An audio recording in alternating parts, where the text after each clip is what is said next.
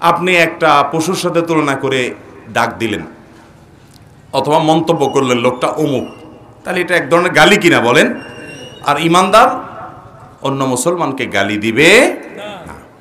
নির্দিষ্ট কোনো ব্যক্তিকে ভাবে ধরে আপনার গালাগালি করা, গালিবাজি করা, এটা জায়েজ নাই। বিধায় এগুলো আমরা করব না।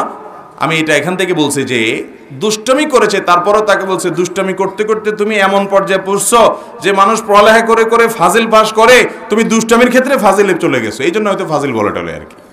আল্লাহ ভালো জানে, এর চেয়ে আর কোনো ভালো ব্যাখ্যা আছে কিনা, এর হাকিকত কি। আমি এটা শুধুমাত্র আমার ধারণা থেকে বলা, আল্লাহ আলম। ফাজিল শব্দের উৎপত্তি কোত্থেকে কি, মানে দুষ্টামির ক্ষেত্রে ফাজিল বলার উৎপত্তি কোত্থেকে কি, এটা নিয়ে গবেষণা করতে হবে আলাদাই প্রশ্ন উত্তর দেওয়ার জন্য। কবরে মাটি দেওয়ার সময় লোকেরা মিনহা খালাকনাকুম ওয়া ফিহা নুঈদুকুম ওয়া মিনহা নুখরিজুকুম তারাতান উখরা, এইটা পড়ে, এটা কবরে রাখার দোয়া কিনা? না ভাই, এটা কবরে রাখার দোয়া নয়, এটা কবরে রাখার সময় পাঠ করার কথা একটা